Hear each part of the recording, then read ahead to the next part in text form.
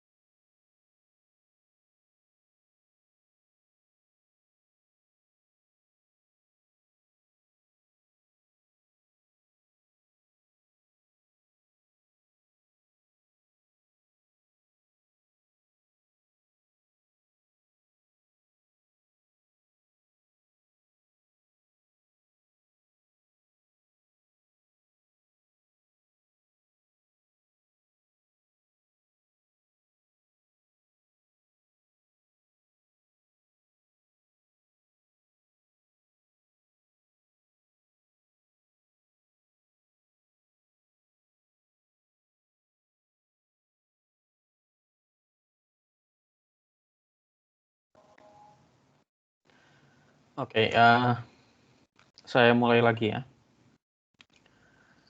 Ya, kalau dibaca ya, mungkin saya bisa simpulkan seperti ini. Rata-rata kelemahan kalian adalah kurang bisa mencari kata kunci kalau diberikan soal berbentuk soal cerita. Saran saya, coba dilatih lagi, kalian membaca, mungkin dengan membaca berita atau membaca, ya yang paling simpel tapi menyelesaikannya juga nggak simpel itu kalian coba cari soal-soal kalkulus di buku referensi ya, yang berupa soal cerita. Di situ nanti kalian bisa mengasah mencari kata kuncinya apa gitu ya. Kita ambil contoh di soal nomor 3 ini tadi ya.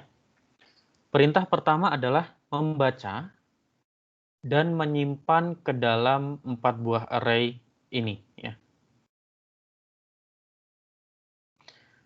Ketika perintahnya hanya membaca, tidak ada perintah untuk menulis, maka kalian bisa langsung mengasumsikan transkrip itu sudah tersedia.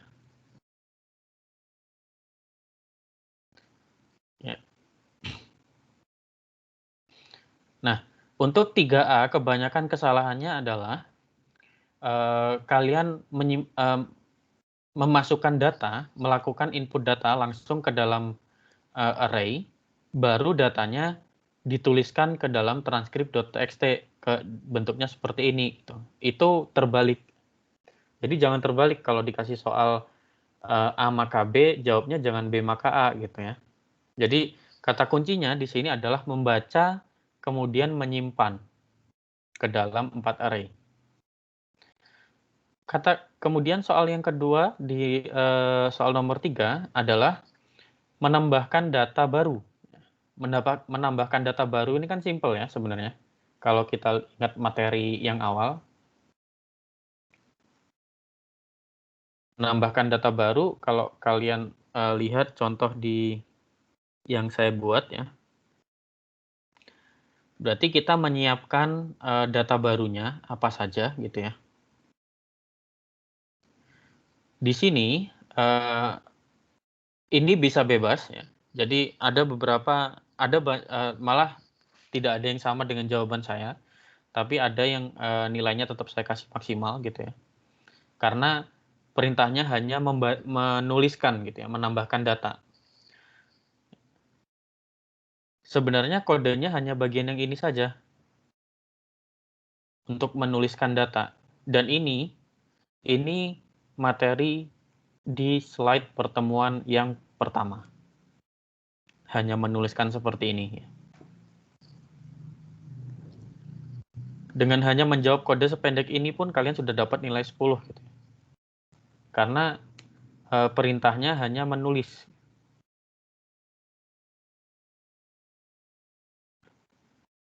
Menambahkan data gitu ya. Kalau menambahkan berarti append gitu ya. Bisa append, bisa juga kalian kalau dengan cara yang saya mengikuti dengan cara yang saya buat, karena saya simpan dulu ke array untuk soal yang kedua, saya tulis ulang semua datanya dari awal, itu juga bisa. Yang penting kata kunci menambahkan data nilai pada arsip itu terjawab seperti itu. Kemudian yang ketiga, menghitung nilai indeks prestasi. Nah, ini di situ rumusnya sudah saya tulis, dan di sini keterangannya kalian tidak harus membuatnya di subprogram. Ketika kalian membuat di subprogram, baru ada tambahan nilai, seperti itu. Tidak harus. Nah, jadi kalian bisa coba dulu nih, buat kodenya di luar subprogram, seperti itu. Kemudian soal yang keempat ini justru yang paling mudah seharusnya ya.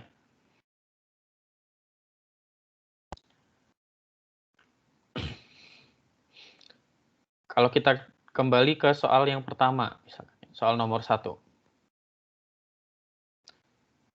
Nah, kalau diberikan kasus seperti ini, ya, lagi-lagi permasalahannya adalah kebanyakan dari peserta perkuliahan Daspro ini masih kesulitan mencari kata kunci dari soal cerita. Ya. Memang soalnya saya buat panjang, padahal harapannya itu lebih jelas seperti itu. Dan di sini sudah ada kata kunci. Kode ini adalah mengubah semua huruf kapital menjadikan huruf kecil dengan skema pass by reference. Seharusnya dengan kata kunci ini kalian sudah bisa langsung membuka nih.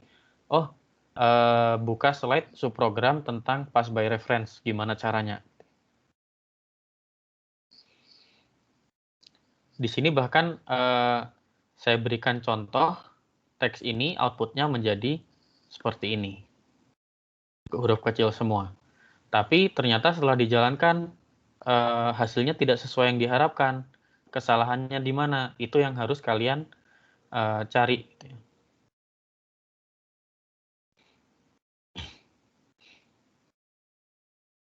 Kebanyakan sih untuk soal ini masih benar. Cuman ada beberapa yang jawabannya sangat jauh melenceng.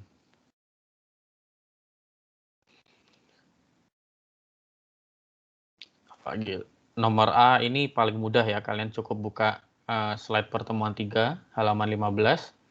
Di situ ada semua, kalian bisa pilih 3 perbedaan, sudah cukup selesai gitu ya. Kemudian,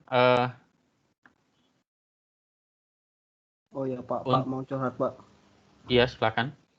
Nah itu saya pertama baca soal itu nggak ada syarat harus pakai Yostream Pak. Jadi sewaktu udah ngerjain sampai nomor 2 itu, waktu udah 1 jam lebih baru ada Rozi bertanya apakah boleh pakai selain Yostream.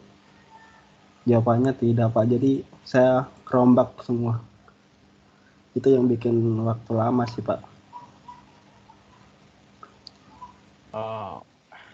Kalau tidak salah itu ada yang bertanya di beberapa menit awal kan itu ya? Udah lewat 1 jam lebih Pak.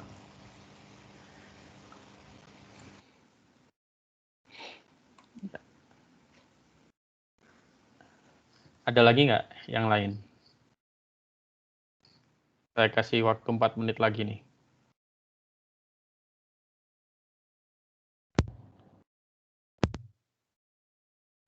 Oke, untuk soal nomor 2 ya, tentang ini, palindrom. Di sini ada kata kunci tidak case sensitif, bahkan tidak case sensitifnya ini saya kasih huruf miring gitu ya. Seharusnya kalian langsung tahu nih, oh ini berarti ada hubungannya nih dengan jawaban begitu. Kemudian ternyata dari ceritanya sudah ada, ya tinggal sebutkan saja begitu ya, kurangnya apa. Kalau soal ini ternyata kode ini ternyata masih case sensitif, ya tinggal tambahkan aja.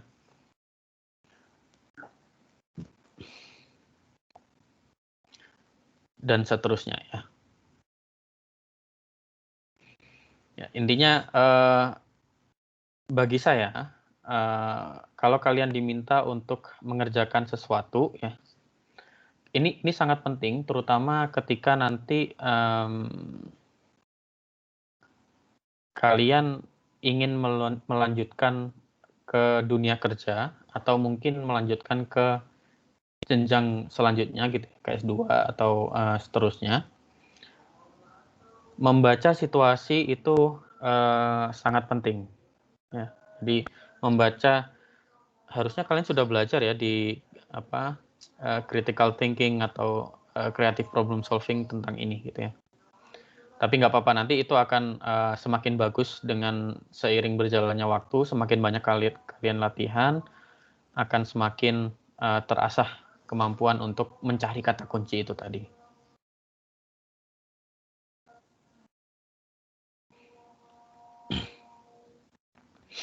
Ya. Sebelum saya masuk ke materi, saya kasih kesempatan satu kali lagi. Ada yang mau curhat nggak tentang UTS-nya?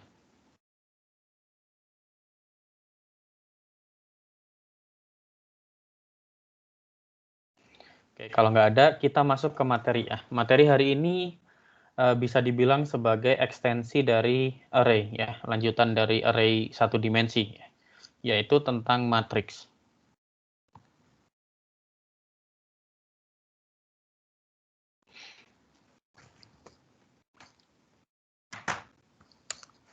Kita ada di pertemuan setelah UTS ya. Pertemuan setelah UTS ini ya.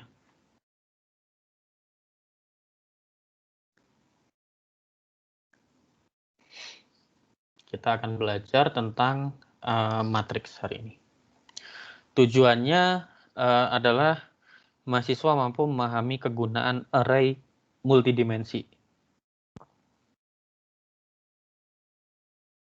Jadi kalau sebelumnya kita hanya belajar array satu dimensi, sekarang kita belajar array lebih dari satu dimensi.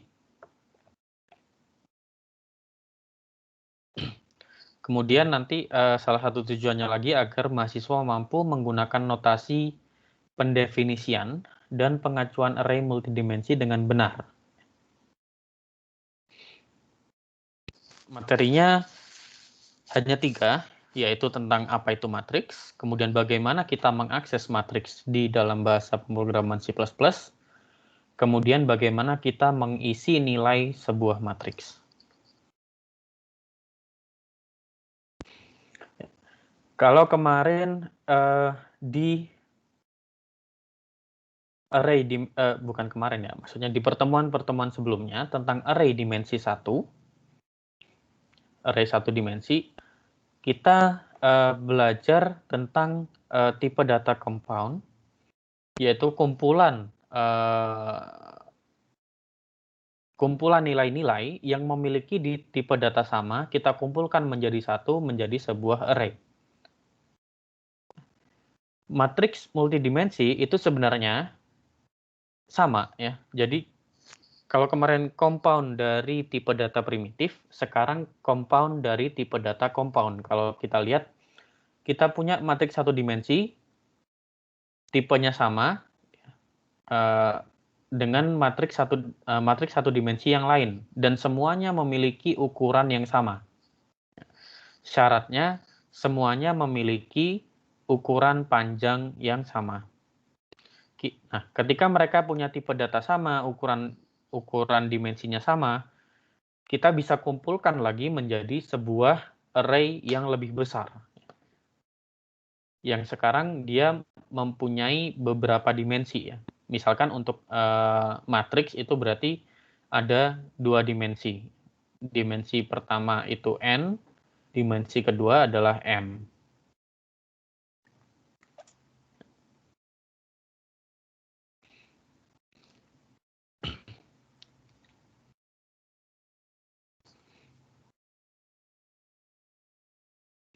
Konsep umumnya seperti ini ya. Jadi matriks itu di matematika SMA ya, kalian pasti sudah belajar tentang matriks ya. Kita punya baris ya dan kolom. Nah, untuk indeksnya semuanya mulai dari indeks 0. Jadi kalau misalkan kita punya matriks yang berukuran 3 baris dan 4 kolom, maka indeks barisnya itu dari 0 sampai 2. Indeks kolomnya adalah 0 sampai 3.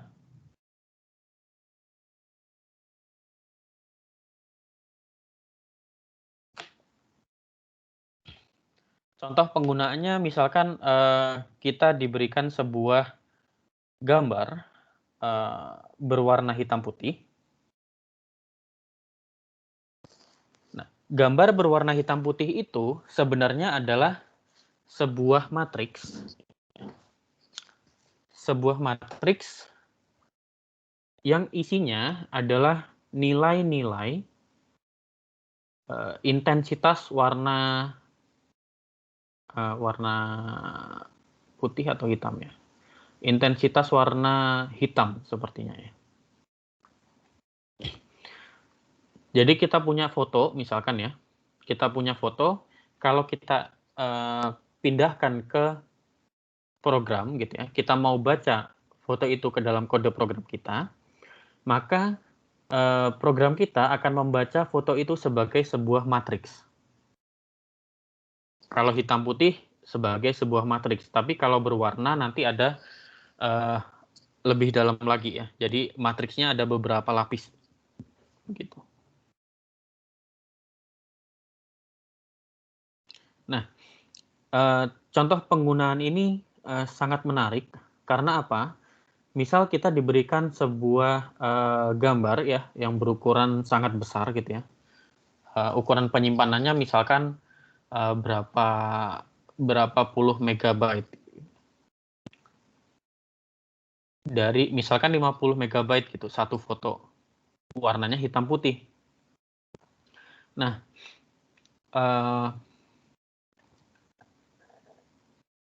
pada umumnya ketika kita diminta untuk mengunggah sebuah gambar ke media berupa internet, ya. Misalkan ke sebuah website atau mengirimkan melalui email, Kalau ukurannya terlalu besar, biasanya file kita ditolak, maka kita perlu mengkompres ukurannya menjadi lebih kecil. Pertanyaannya, bagaimana kita bisa mengkompres gambar kita dari yang ukurannya besar sekali tadi menjadi ukuran yang masih bisa diterima oleh kita, tetapi kualitas gambarnya tidak turun jauh, misalkan. Itu ada caranya. Caranya ada operasi namanya singular value decomposition. Kalau kalian tertarik bisa kalian pelajari, tapi tidak untuk dipelajari di sini ya. Dari situ nanti kita bisa memotong informasi-informasi yang tidak perlu, sehingga kita bisa memperbesar ukuran pikselnya, tetapi kualitas gambarnya secara umum masih cukup bagus. Ketika kita simpan gambarnya ya, jadi prosesnya kita ubah gambar ini menjadi matriks, kemudian ukuran matriksnya yang bisa jadi itu berjuta-juta baris dengan berjuta-juta kolom, ya. Atau mungkin ribuan baris dan ribuan kolom, kita bisa ubah menjadi hanya berapa ratus baris dan berapa ratus kolom. Kemudian kita kembalikan lagi, transformasi lagi dari matriks itu menjadi sebuah gambar.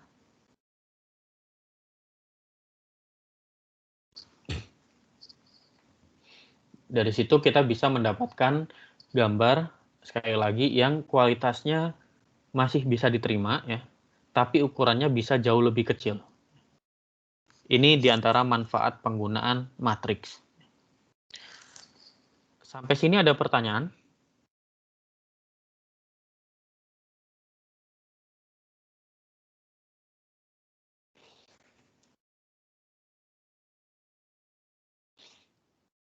Oke, kalau tidak ada, sekarang bagaimana kita menggunakan matriks ya?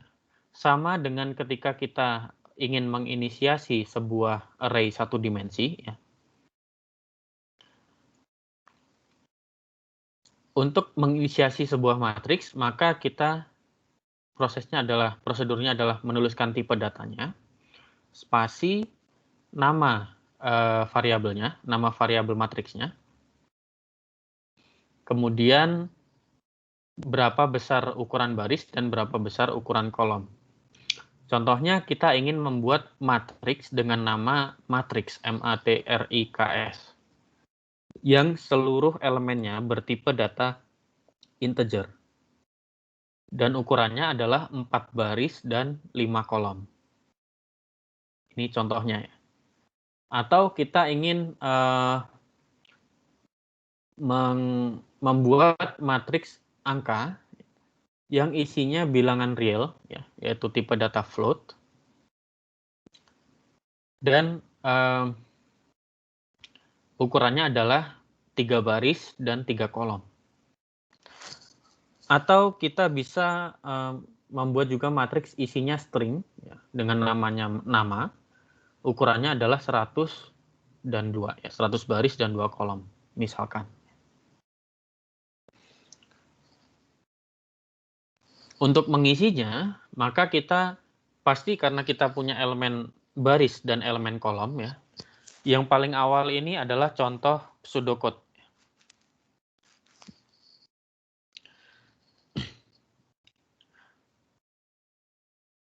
Karena kita punya elemen baris dan elemen kolom, maka kita memerlukan iterasi bersarang, ya, nested loop. Misalkan kita cari dulu barisnya, ya, kemudian kolomnya, baru kita bisa input isinya apa.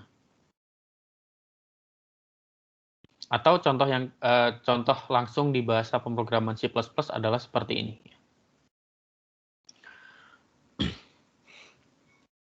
Kita punya for baris, ya, kemudian for kolom, kemudian kita isi matriksnya.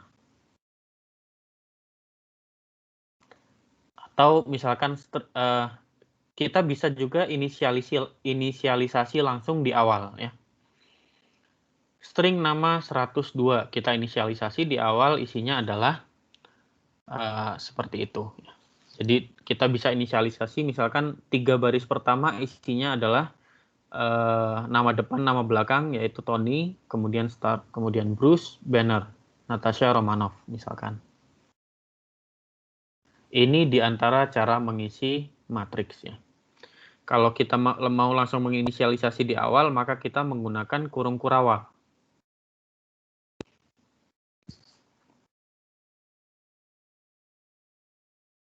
Sampai sini ada pertanyaan?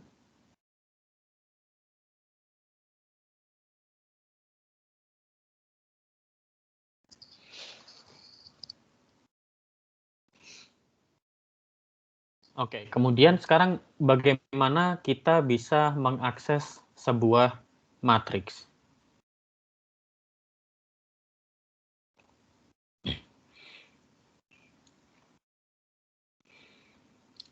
Contohnya seperti ini ya. Misalkan kita hanya ingin mencetak gitu ya. Kita bisa lagi-lagi menggunakan iterasi bersarang ya.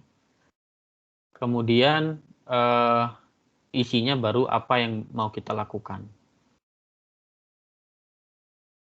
Nah, kalau ini kita mengakses berdasarkan baris ya. Jadi kita iterasi pertama adalah baris, iterasi kedua adalah kolom. Misalkan ternyata hasil ini itu kita akses dari kode yang ini ya, kode yang tengah. Kemudian kita ingin akses dengan proses baris dulu baru kolom, maka hasilnya adalah untuk setiap baris outputnya kolom, outputnya isi dari ini. Jadi 0, 1, 2, 3, 4, 5, dan seterusnya. Kita bisa juga akses berdasarkan kolom. Jadi kita panggil kolom dulu, baru barisnya, iterasi kolom, baru iterasi baris, baru melakukan sesuatu, maka outputnya menjadi seperti ini. Ini berbeda ya, kalau dilihat outputnya ini 012 itu dia secara horizontal, baru kemudian kita berangkat ke baris selanjutnya. Ya. Di sini turun secara vertikal, baru selanjutnya seperti itu. Memang agak lebih rumit ya daripada array satu dimensi.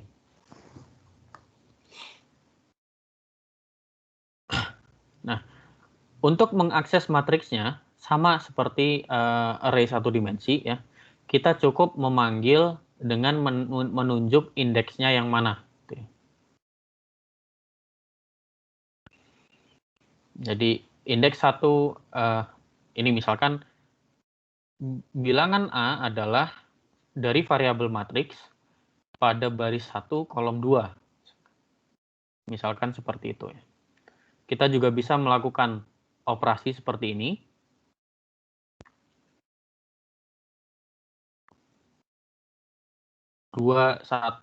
Misalkan kita mau menjumlahkan nilai dari matriks 21 dan matriks 11. Atau kita juga bisa langsung memanggil dalam sebuah fungsi seperti ini.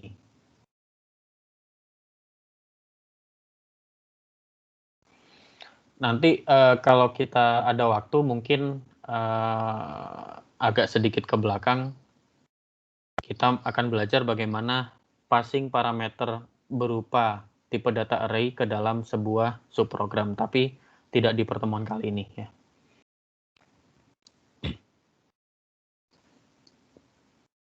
Ini nanti kodenya bisa kalian coba sendiri ya.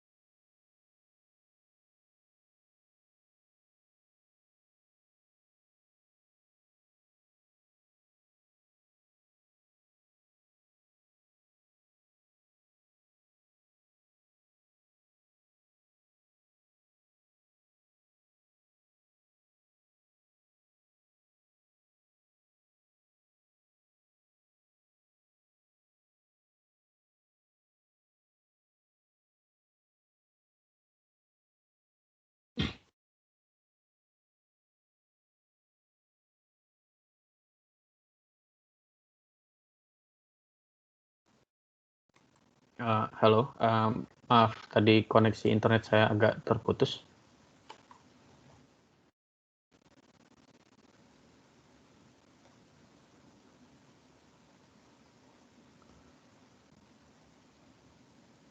Ya. Tadi saya sampai mana sebelum terputus?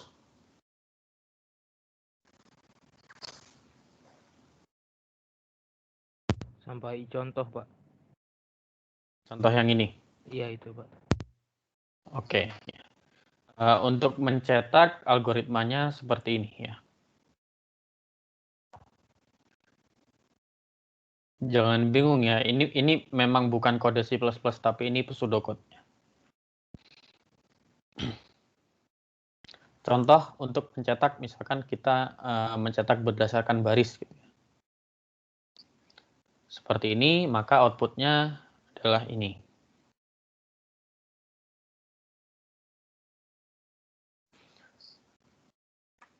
Kemudian kita contoh berdasarkan kolom seperti ini, maka outputnya adalah ini ya.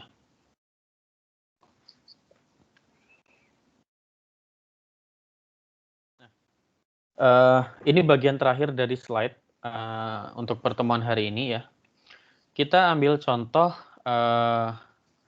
seperti ini. Kita punya tabel.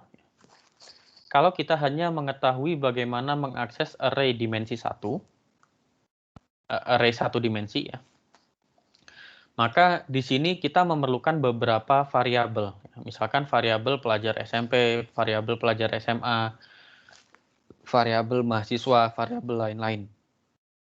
Baru kalau misalkan kita ingin menghitung rata-rata, misalkan rata-rata pelajar SMP yang mengunjungi perpustakaan hari ini, tiap minggu ini gitu ya.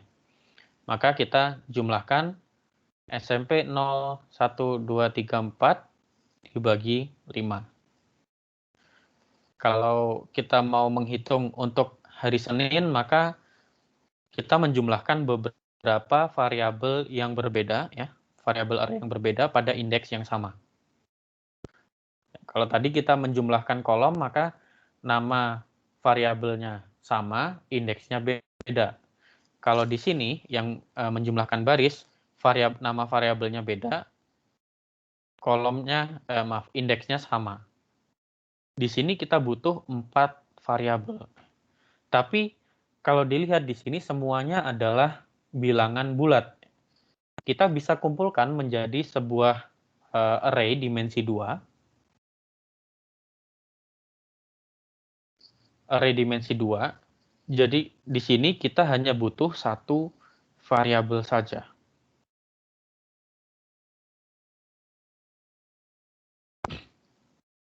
Bedanya tinggal kalau kita ingin menghitung rata-rata pelajar SMP yang mengunjungi perpustakaan, berarti indeks kolomnya, ya, indeks kolom pelajar SMP ini di sini berarti kolom ke-0 ya. Indeks kolomnya tetap, indeks barisnya yang berubah. Indeks barisnya dari 0, 1, 2, 3, 4. Kalau kita mau mengecek jumlah pengunjung pada hari Senin, gitu, maka hari Senin ini kan baris ya. Berarti indeks barisnya tetap, di sini tetap 0. Kemudian indeks kolomnya yang berubah ya. 0, 1, 2. Untuk contoh ini harusnya cukup sampai 3. Sampai sini ada pertanyaan?